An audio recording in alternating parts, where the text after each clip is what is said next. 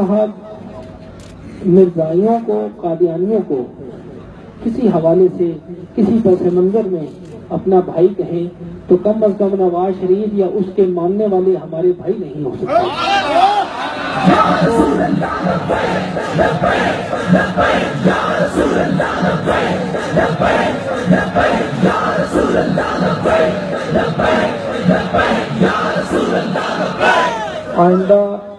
آئندہ الیکشن قریب ہیں، آپ بھی ذرا بیدار ہوں اور کسی بکسے میں ووٹ ڈالنے کی بجائے ایمان کے بکسے میں ووٹ ڈالیں، کیونکہ یہ جو پارٹی ہے نواز شریف کی ہو یا زرداری کی ہو، یہ کسی پارٹی کے بھی ہوں لوگ، دراصل ہم ان کے ساتھ ہیں جو رسول اللہ کی شریعت کے ساتھ ہیں. ہمارا کسی پارٹی کے ساتھ کوئی معاملہ نہیں، کوئی وفاداری کا عہد نہیں. ہم نے وفاداری کا عہد لیا ہے، اگر عہد لیا بھی ہے کسی سے بوقت بیعت، ہم عہد لیتے بھی ہیں یا عہد دیتے بھی ہیں تو وہ صرف اور صرف رسول اللہ کی شریعت کے ساتھ وابستگی کا عہد ہے.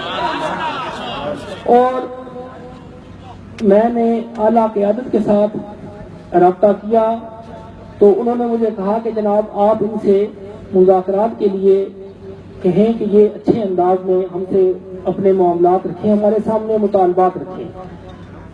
ان حضرات کے ساتھ میں رابطے میں تھا. اب معاملہ یہ ہے کہ اگر حکومت وقت کے ساتھ ہمارے معاملات طے ہو جاتے ہیں اچھے انداز میں، کوئی ہمیں مسئلہ نہیں، یہ سیاسی دھرنا تو ہے نہیں، نہ اس کا مقصد کوئی سیاسی مفاد ہے، یہ خالصتاً مذہبی اور دینی دھرنا ہے. اگر ان کے ساتھ ہمارے معاملات طے ہو جاتے ہیں تو پھر تو ٹھیک، ورنہ آپ یقین رکھیں کہ یہ جو یہاں تعداد نظر آ رہی ہے یہ اہل سنت کی 1% بھی نہیں ہے. اہل سنت و جماعت کی 1% بھی یہاں تعداد نہیں ہے. ابھی پوری اہل سنت پیچھے بیٹھی ہے. میرے جن مشائخ سے روابط ہیں، رابطے ہیں، جن علماء سے رابطے ہیں، وہ ہر روز مجھ سے رابطہ کر کے پوچھتے ہیں کہ جناب ہمارے لیے کیا حکم ہے. انہوں نے جناب خادم حسین رضوی صاحب نے ہماری کانفرنس میں، ختم نبوت کانفرنس جو ہوتی ہے ہر سال، اس میں ایک مرتبہ یہ شریک ہوئے تھے، تشریف فرما ہوئے تھے. انہوں نے دیکھا تھا کہ الحمدللہ دربار عالیہ غوثیہ میریا گولڑا شریف کو آج بھی مشائخ میں مرکزی حیثیت حاصل ہے. مشائخ کا ہمارے ساتھ رابطہ ہے. اور حکومت وقت کو میں یہ بتا دینا چاہتا ہوں کہ اگر کسی انداز سے بھی ہمارے ایمان پہ ضرب مارنے کی کوشش کی گئی تو نہ یہ حکومت رہے گی اور نہ یہ دارالحکومت. جو کچھ ہے وہ حضور کے صدقے میں تھا، جو کچھ ہے وہ حضور کے صدقے میں ہے.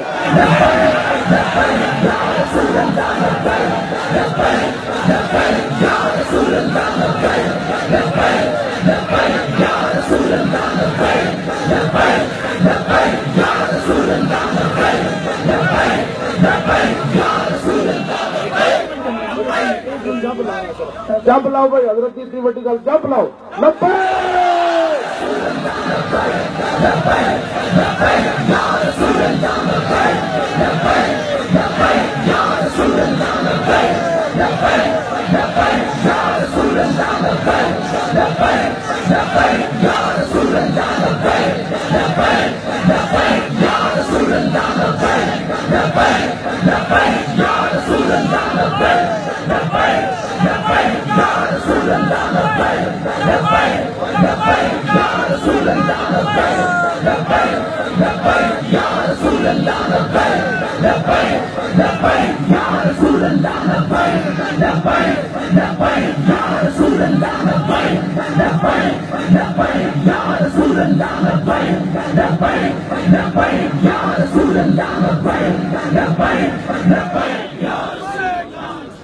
انشاءاللہ تعالی جس طرح یہ آپ جمپ لگا رہے ہیں، آپ حکومت کے جمپ لگانے کا وقت آ گیا ہے. اب حکومت جمپ لگانا ہے. اور جہاں تک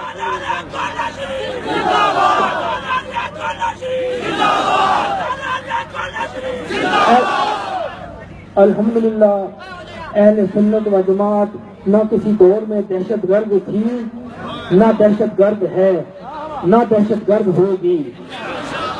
لیکن اس کا یہ مطلب بھی نہیں کہ اہل سنت بے غیرت ہے. بے غیرت ہونا اور چیز ہے، دہشت گرد ہونا اور چیز ہے. آپ یہ میری بات سمجھ رہے ہیں نا کہ دہشت گرد ہونا اور چیز ہے لیکن بے غیرت ہونا اور چیز ہے.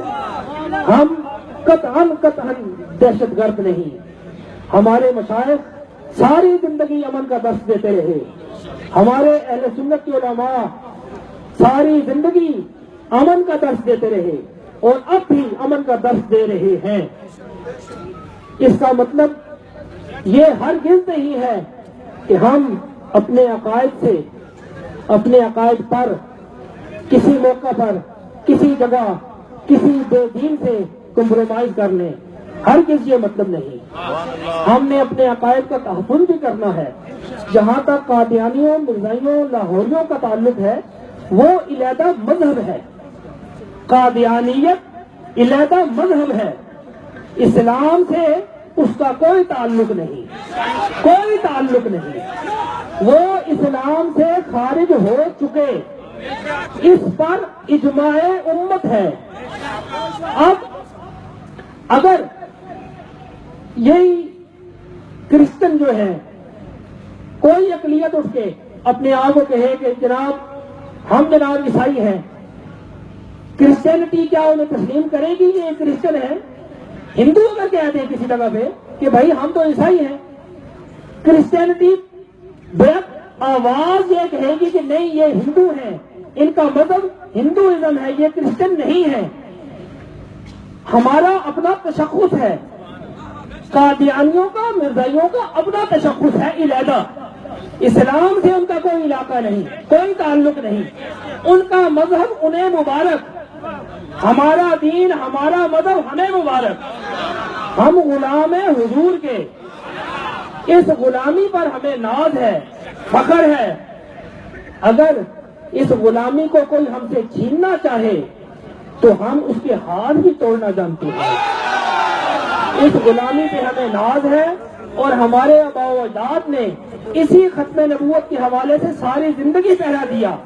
میرے جد اعلیٰ حضرت بابو جی علیہ رحمہ علیل تھے، ہاسپٹل میں تھے، اس وقت یہ تحریک چل رہی تھی. شورش کشمیری تھا، یہ علماء دیوبند کے علماء میں ان کا شمار ہوتا ہے. یہ آئے میرے جد اعلیٰ کے پاس تو بتایا کہ جناب ختم نبوت تحریک میں ہم بھی کوشش کر، اس وقت یہ دیوبندی حضرات بھی اس میں بڑی کوشش کر رہے تھے. آج کل کے دیوبندی تو ماشاءاللہ اب سو گئے ہیں، لیکن یہ ہے کہ اس وقت دیوبندی حضرات بھی اس کوشش میں ساتھ تھے. انہوں نے کہا جناب کہ میں کوشش کر رہا ہوں، آپ میرے لیے دعا فرمائیں. میرے جد اعلیٰ نے کہا شورش صاحب اگر میری ضرورت ہو، میں مر بھی جاؤں تو میری میت کو اٹھا کے آپ اپنے ساتھ لے چلیں. یہ تحفظ ختم نبوت کے حوالے سے میرے جد اعلیٰ کی سٹیٹمنٹ تھی. اور وہ سٹیٹمنٹ انہوں نے کسے دی؟ علماء دیوبند کے سامنے دی. لیکن ہمارے علماء خیر ہیں، ہمارے علماء خیر ہیں. ان کے اکابرین نے تو مرزا صاحب کو خود نبوت کا رستہ دکھایا تھا. ان کے اکابرین نے، علماء دیوبند کے اکابرین نے تو خود مرزا صاحب کو رستہ دکھایا تھا.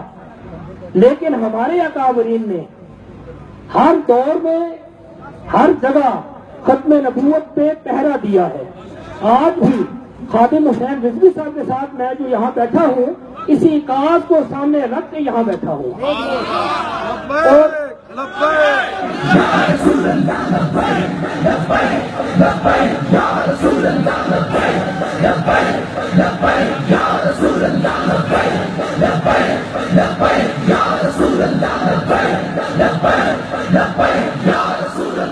اور حکومت وقت کے لیے ایک پیغام ہے کہ اگر آپ اپنی عزت محفوظ رکھنا چاہتے ہیں، آپ باعزت جانا چاہتے ہیں، ہماری عزتیں تو ہمارے اپنے آقا کے ساتھ ہیں. اگر یہ باعزت جانا چاہتے ہیں تو اہل سنت کے ان مقتدر علماء کے ساتھ اچھے انداز میں مذاکرات کریں. ہمارے اہل سنت کے یہ اکابرین اہل سنت کی عزت ہیں.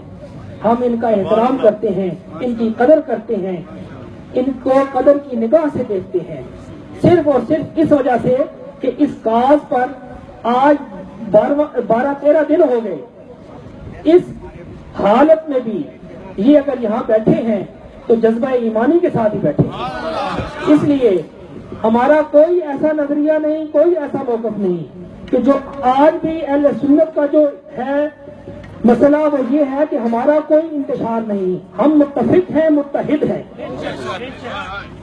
آپ جس جگہ میں بھی اس کاز پر ہمیں بلائیں گے, ہمیں کہیں گے, ہم آپ کے شانہ بشانہ ہوں گے, انشاءاللہ آپ کے آگے ہوں گے. اس لیے حکومت وقت کو یہ میں تنبیہ کرتا ہوں کہ وہ ہوش کے ناخن لے اور بالکل اپنا قبلہ صحیح کر لے, اپنا قبلہ صحیح کر لے, ورنہ قبلہ صحیح کرنا ہمیں آتا ہے. الحمدللہ رب العالمین.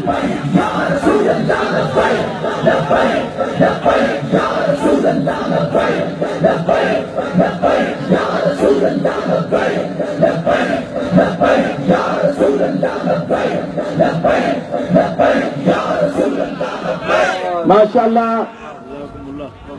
قبلہ پیر سید غلام نظام الدین جامی صاحب نے آج حق ادا کر دیا ہے, اور ایسے ہی مرد مجاہد اس قابل ہیں کہ وہ گولڑے کے گھرانے میں پیدا ہو.